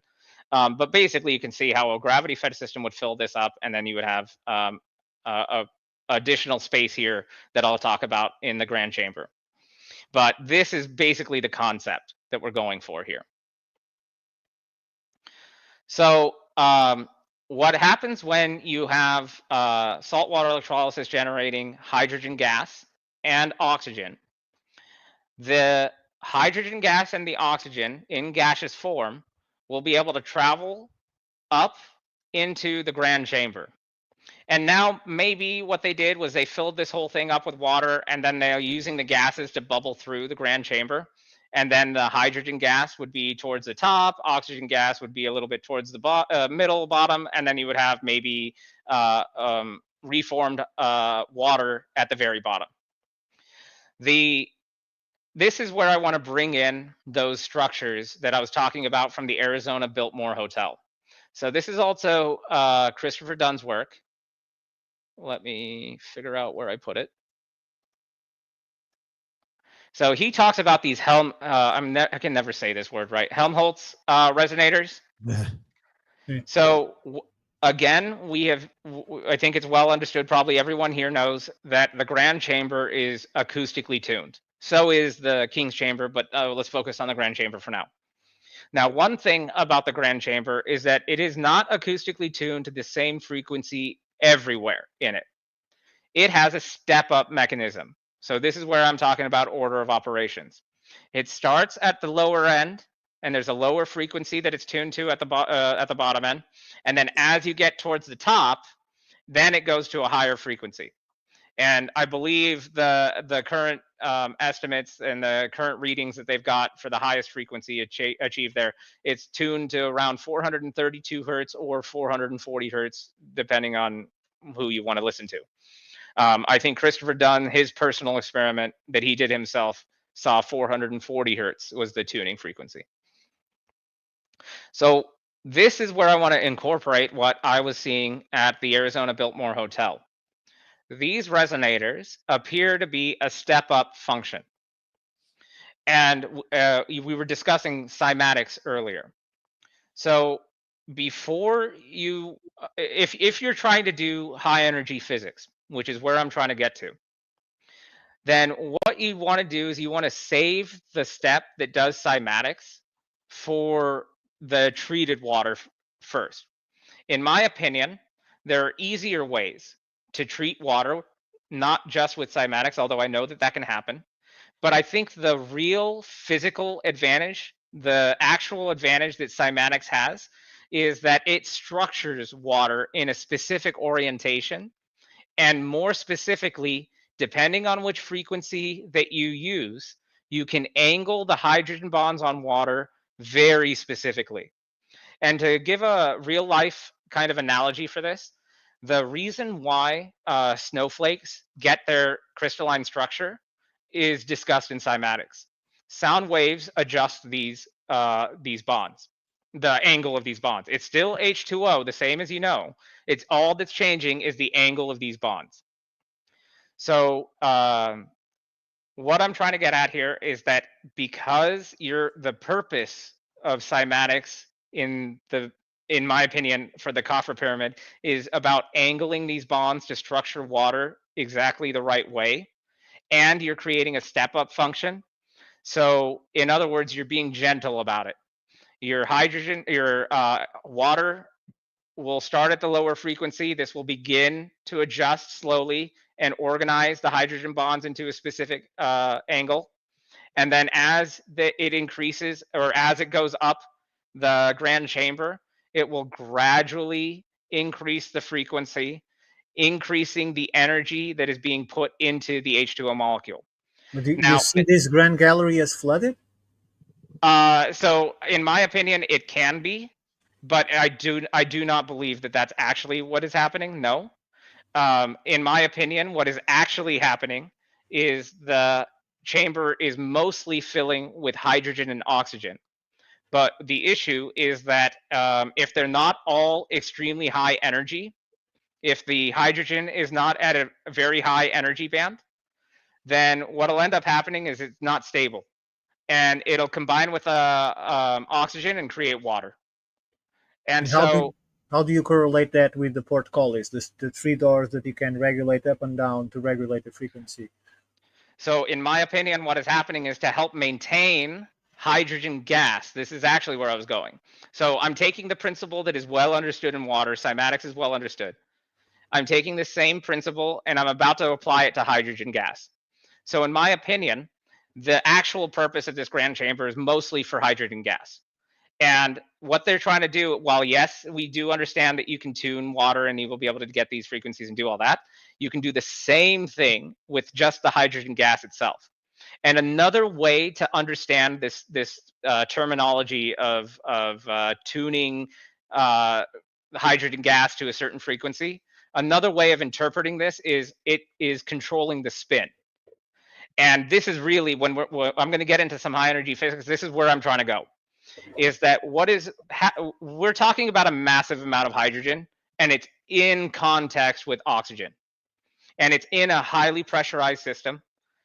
This is highly explosive. If this is not done in a controlled way, slow, and under tight controls, then this becomes highly explosive and dangerous rapidly. And in this picture, this is Christopher Dunn's picture. He's also showing scorch marks all across the top of the grand chamber. So there's a lot, and of course we have soot and all this stuff. So we know explosions happened all over here. So what we're doing with cymatics in the grand chamber is, in my opinion, we're trying to maintain a high frequency for hydrogen gas. We're trying to keep hydrogen gas in an elevated energy state. And so this is a step-by-step process because we need to control it. If it goes uncontrolled or in chaos or in large bulk rapidly, then this is an uncontrolled high energy physics reaction, and we're talking about like nuclear bombs and shit, or hydrogen bombs. What we're trying to do is control this. So the idea is to be slow about it. And this is where things get even more interesting. So there is a way for hydrogen and oxygen to recombine if it falls to a lower energy state, and all that'll do is create water. But what is commonly understood is this: there's this exit here that goes into the king's chamber. But what is less commonly known is that there is another portal out here at the top of the grand chamber. So that is really what I want to get into, because this is where things get. The portcullis, yeah. So there's a few unusual things. Let me just address the conventional narrative and talk about why that doesn't make sense. So the conventional narrative is that this is the king's chamber is a tomb, and that these blocks here were put there as doors or like blocks, passageways, so that people couldn't go in there and steal whatever was in the tomb. Well, if that was true, then why is there a giant cavity right over the stones? Why, putting the stones there just defeated its own purpose, because you could just climb right over it, and it's not even that hard to do. These aren't huge stones. They're really heavy, but they're not like impossible to climb over. So, and there's this huge void up here. Yeah, you have signs of rope and pulleys to maneuverate them. Good. Yeah, exactly. Yeah. So there's even signs of a pulley system, and there's even a fourth smaller stone, like an anchor block, that would make sense if it was elevated high up in the air, and there's room for it right here. And there's these three spools. There's like signs that there was three spools here, and you could imagine that these three stones were intended to move. In my opinion, the antechamber is a regulating mechanism, similar to how this ascending passageway is also a pressure relief valve. And notice that they're on either end of this grand gallery. So there's these granite blocks that are in this ascending passage. If you put them right here, if there was a huge amount of pressure buildup that went out of control, then these granite blocks could slide all the way down this ascending passage, and they would block the water flow from the descending passage. And then this would prevent the reaction from continuing further. So this makes sense as a pressure relief valve on this end. So now let's talk about the antechamber and how that's also a regulating mechanism. I'm a bit confused. So you just told me that you don't see water but hydrogen within the grand chamber, but then you speak about water again. Oh no! So again, hydrogen is what you're targeting in the grand chamber, and there's also oxygen gas, because that's also another byproduct from saltwater electrolysis. So one of the issues is that not every single hydrogen atom is going to be in a high energy state and remain as hydrogen gas. hydrogen gas and oxygen, when hydrogen falls to a lower energy state, these two, it's not stable. And so this will recombine into water. So both of these things are happening at the same time. You're trying to achieve hydrogen that is controlled and at a high energy state, and that's the part that is collecting at the top of the chamber. But this is not a 100% yield. In fact, I don't know the exact yield, but it won't be anywhere near 100%. Yeah, but the So- portcullis then would be regulating a gas or a sound and not liquid, because it wouldn't ever be enough water to fill the grain chamber in those situations. No, exactly. And that's not where I'm going with this. So hydrogen gas has multiple energy bands that it can be at. What I'm saying is that this lesser known pathway, where do I have it? This lesser known passage that is at the top of the grand chamber, this is the passage where only specific hydrogen is being applied. Meaning this is the hydrogen that is at the highest energetic state. This is the hydrogen that is most stable.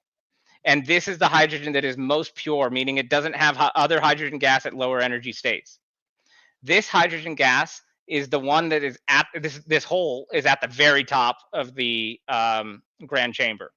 So the only hydrogen that would get up to that high of a level is the ones that made it through the cymatics process by the Helmholtz resonators in the grand chamber, made it from the bottom all the way to the top.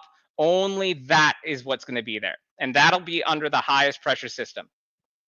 So what I'm saying is happening is that the lower energy state molecules are the ones that are being passed into the antechamber. So in here you can have both oxygen, which will be heavier, and you can have hydrogen gas that's at lower energy states that didn't stay spun into a high energy state. So only what you're trying to do here is you're trying to collect only the hydrogen that spins correctly, spins at the correct frequency, and you're trying to create a chamber above the king's chamber. In my opinion, only the highest energy state hydrogen gas is the one that's collecting up here. The lower energy hydrogen gas is going to collect, and oxygen gas is going to collect in here. And I think that what the purpose is to create a second high pressure zone, where if the pressure in this antechamber builds to a sufficient degree, this anchor block will push down, and it's on a rope pulley system that we know about, and this pulley system will pull these blocks up. And then this will create a relief where the oxygen and hydrogen that didn't quite make it to the high energy state, which is what you're trying to isolate for, in my opinion, the lower energy band, hydrogen and oxygen, will have a place to vent to. And then what this allows is in the king's chamber and in these shafts, you can vent hydrogen and oxygen, or if hydrogen and oxygen interact with each other, then they can also reform, create water, and that's what would fill here. And so water would get any reformed water would collect here and then pass down as liquid down the bottom of the grand chamber, and then go right back into this queen's chamber where it restarts the process again. So I'm sorry, I'm getting so curious. I can't resist, and I'm not sure if Nick is going to strip down the show or not. But I'm very curious to know what is the purpose of all of this. Okay, so this is where we got to go. You got to take a Yeah, I leap. do have to say I got about like 10 minutes, unfortunately, because I do have another show. So Okay, Yeah. I'll finish up here. This is the big reveal. So what I've been trying to demonstrate is that there are a lot of there's a acoustic tuning. There's a high pressure system. This is trying to purify water, and that this grand gallery has one known portal that goes towards this upper chamber in the king's chamber, where this specific portal is where you get the tuned hydrogen. Now, think about what you have. Hydrogen is as close to a proton as you can get. If you strip the electron off of the hydrogen, then you have just a proton. And so what I'm suggesting, and I'm hoping a nuclear physicist somewhere will help me figure this out, is that if you put in a lot of effort into getting all the hydrogen to behave exactly the same way, slowly collect them into the king's chamber, this upper portion of the king's chamber, and they're all spinning the same way, all have the same energy state, are all in the same shape under high pressure, this is possibly one way of doing transmutation. And you have to think about our current tech. Right now, the way that we have the current method of generating high atomic weight elements beyond our periodic table is just taking elements, primitive elements, particles, spinning them as close to the speed of light as we can possibly get, and then smashing them together. And then maybe for a fraction of a second, you might have a high atomic weight element of some kind. But there's so much kinetic energy with this that there's no possible way you could have anything be stable that way. So what I'm proposing here is that this is a way to control, stabilize, and do this in a slow way. And a significant portion of the stability of elements is their crystalline shape, their geometry. And this king's chamber is triangle shaped. So if you have pure hydrogen in a very high energy state, highly concentrated, all behaving the same way because of the acoustic tuning, under high pressure, in this specific zone at the top, you'll also be able to control the shape of these hydrogen. And if you can do that, then that's how you could generate a stable crystalline structure and possibly manufacture elements, high atomic weight elements. Now, how do you remove those elements from there? Yeah, so that's a good question. I have no idea, but I also think that there's more to it than just that we don't know about. Are any residues of those elements found on those places? We wouldn't know if it was if there was massive explosions. So this reaction went unstable, and we see the signs of massive explosions all throughout. And so if this reaction went unstable and exploded, then there's no way we would find anything. What kind of elements do you think could be produced or would be more profitable, since this is your series? So you can create anything. So it could be something as simple as just creating basic elements that we already know about. But you could create, potentially, with under enough pressure and under enough energy and under enough stability, you could potentially create high atomic weight stuff. And all I'm trying to say here, and it can be anything in the spectrum, because all I'm talking about is isolating protons. And the major advantage here is that you have a highly pressurized system that controls the shape and does this slowly and isolates high energy, specifically the high energy band hydrogen. So my final question to you is this: considering all you said, the investment, the time, the personnel, all there is required to build this, all the knowledge that is needed just to build the structure, let alone what you have been describing, what would be the significance of investing all of that to create elements? So I think that in alchemy, so there's another thing that I'm afraid to talk about, but I'll talk about it since you're asking.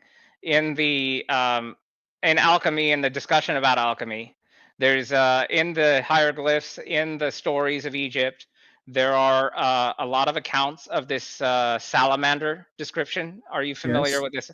Yes, and yes. So highly symbolic in alchemy, alchemical. Highly symbolic in alchemy, yeah.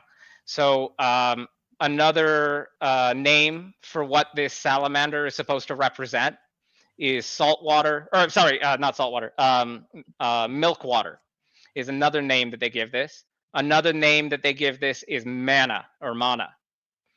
And in my opinion, what they're trying to create here is one of the things that they could create that wouldn't be too difficult would be deuterium, heavy water, H3O. So stabilized form of deuterium, maybe even a highly energetic form of tritium if we want to take another leap and say that they understand radiation, like highly radioactive substances. But let's just start with the primitives, building up water to deuterium to maybe tritium, which might make sense with such a high energy system. So I think that's probably where they were going with it. But for what purpose? Deuterium. So, in my opinion, the stories that they tell in Egypt, they have this Ankh that you see all the time.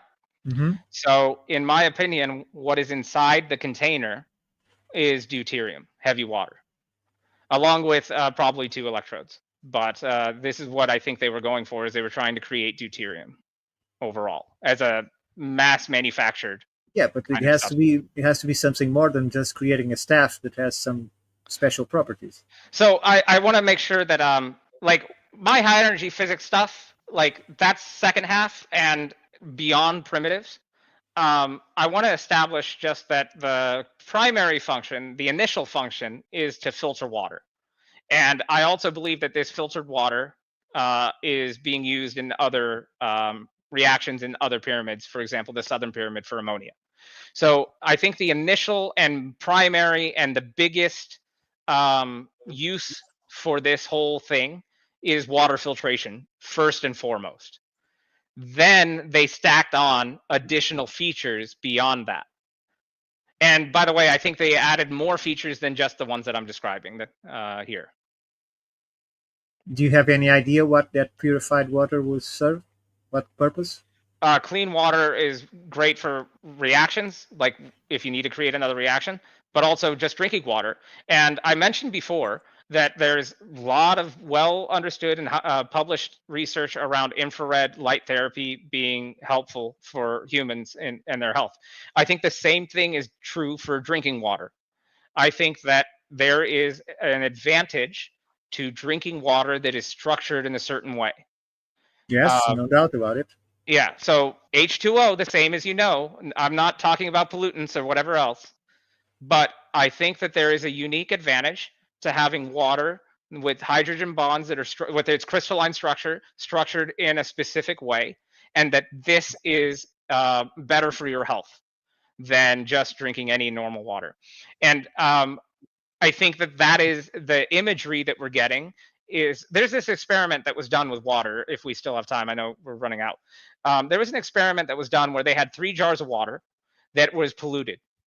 There was one jar where someone said nice things, complimentary things to the water. One where they did nothing, it was a control. And then Masaru one Emoto. I'm sorry? Masaru Emoto is the man that did the experiment.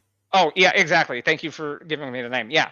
And they found that the one where you spoke nice to, this is what cleaned the water. And the one that you didn't, that you said all kinds of hateful things to, that one was dark and grimy and horrible, even worse than the control. And so I think that is probably an advanced understanding that an advanced civilization that was capable of creating these types of structures in the first place probably had, because that seems elementary considering everything else that they've done. Thank you. If we have a minute, I'll go. I know you have to go, and if you want to cut me off, that's fine. But I just want to talk real quick. Sorry, yeah, I do have to get eventually. Yeah, sorry about it. Okay, so whenever you have to go, just cut me off. It's fine. But I just want to give a little credibility to the SAR scans. There's a lot of criticism. This is the scans that were done underneath the Giza pyramids.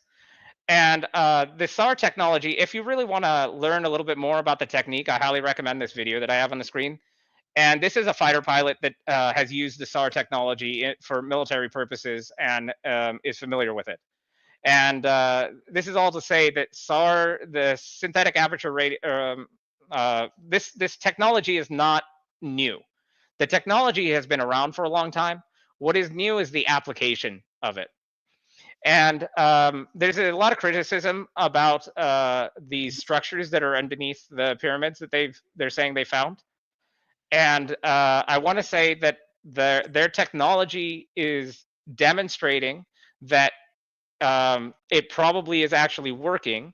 And the criticism I've heard is that these columns underneath the pyramids can't exist because it's going through a water table. Well, if you understand the technology, what it's trying to do is it's trying to measure the vibrational noise of the structure itself and then measure the vibrational noise of the environment around it. Now, if the structure is going through a water table, the water is a liquid, and the water is going to absorb the vibrational noise from the structure itself.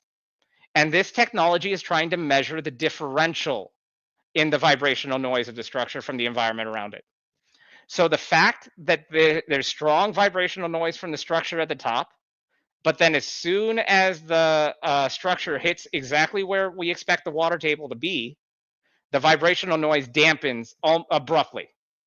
And you can see a little bit of the faint outlines, but the fact that it's dampening here is actually indicating that their technique is doing what they are saying it's doing. This is supposed to be, in my opinion, a known flaw, in that the water table is absorbing the vibrational noise. Therefore, there won't be a differential between the water around the column structures and the vibrational noise of the structure itself. However, there is a lot of vibrational differential here, and it looks like maybe the water table dips in this area. And so it would be really interesting to see if there was a way to verify whether or not the water table in this specific location actually does dip. And if so, that could add even more credibility to their technique. But in my opinion, since they've released their results in March and the discussions they've done since then, in my opinion, they're making a good faith effort, and the technique that they're describing is doing what they're saying it's doing, at least. Well, they have to introduce something that they're not telling us, because this technology cannot go more than at least 5-7 meters underground. So they could never get the depths that they're saying. So either there is something more, or they are wrong. And one thing they are wrong, when he described the Tubnesian stone that he said that is at the bottom, around, not exactly on the pyramid, I don't remember if it's the Sphinx or in that area. He said that he couldn't receive the signal, it was black, because Tubnesian reflects the effects of the technology, and that is completely false, because Tubnesian would make through the waves at around 7 meters per second. So that part at least is completely wrong in scientific terms. And the fact that that technology is used often, and it cannot go more than 5-7 meters in depth. So either they are using something more that they are not telling us, or this is a complete computer graphics that we are seeing. Yeah, so I'm not going to be any kind of source that is able to either validate or invalidate their technique. Yeah. All I'm trying to offer is that if you were to believe what they're saying, I'm not saying it is correct, and I'm not even saying that what they're saying. Sure, it corroborates your studies. It corroborates what you're saying. Exactly. And what all I'm trying to indicate here is that there is consistency in their description of the technique and the results. If their technique does what they're saying it does, which again is beyond me, if it is true that it does what it's saying it does, then this is actually the kind of result you would expect if it is doing that. Is that you would expect a dampening of that signal as soon as the structures hit the water table. That's all I'm trying to indicate. Absolutely. Now, I agree with you. I have no idea how they're getting a kilometer down into the ground. I haven't heard them explain how they did that. Yeah. Very well said. I think they explained that at the Cosmic Summit, and I don't even remember the answer. Because somebody asked them that question in the press room. I filmed it, and I don't even remember what they said. We don't have enough time to talk about it, but I wanted to just show the picture at least. The Taj Mahal shows quite a lot of mechanical similarities to what I just described. White exterior, sandstone, porous stone on the inside, layers of construction, body of water underneath it, acoustic tuning in the central area, and more. Lots more. And I just wanted to demonstrate this because this is an example of something that's well preserved. And I wanted to start, I made the argument early on that India has something to offer the world to this topic that most other places don't have. And this is one example. And I think that we should really relook at the Taj Mahal. I would go into more detail, but I know you don't have time for it. Yeah. Sorry about that. I didn't, honestly, I didn't think it was going to take it up. My apologies. Oh yeah, I could ramble on for a long time. No. I wasn't saying it like that. I'm just so excited to have people to talk to about this. You guys don't understand. I've been doing this by myself for years. Nobody cares about this stuff out here, or at least not like enough to work on it. Yeah, no, it's all right, man. You're good. You're good. No, if I would have known, I probably would have made the show maybe a little bit earlier for you. If you That's could. okay. That's okay. But Could always get you back on and talk about it to continue or whatever. Do some other things that maybe you got going. Oh, that's right. You had the thing on AI that I was really interested in too. So, Yeah, I did a lot there too, and I have some cool stuff. Yeah. Yeah. Definitely wanted to talk to you about that in the future. But yeah, unfortunately, because I do have another show for people listening, we got Zachary Hubbard coming on with Gematria at like 10 o'clock. That should be really interesting. But yeah, for everybody, Brooke, real quick, let everybody know where they can find your stuff. Yeah, absolutely. Thank you so much for that presentation. That was incredible. You can find me on Instagram at Dark Florida Podcast and wherever you get podcasts. Oh yeah. Thank you very much for having me on. Of course. Tyrone, let them know what's up.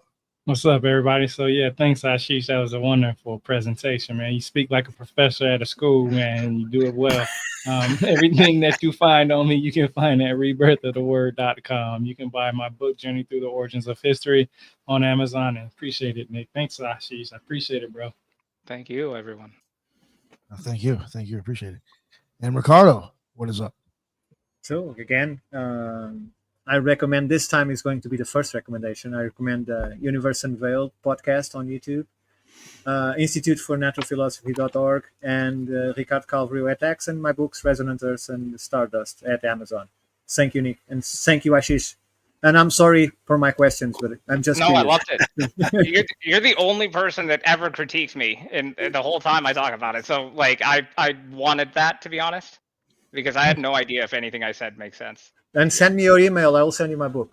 Okay. I think it will help you in terms of, at least in terms of the papers that it presents. I think it will help. Okay, I'll add you on X. I'll send you my email. I'll message you. Awesome, nice. And Bennett, broadcastingseeds.com. Ashish, man, I got a page of notes, and I'm gonna get on that India thing.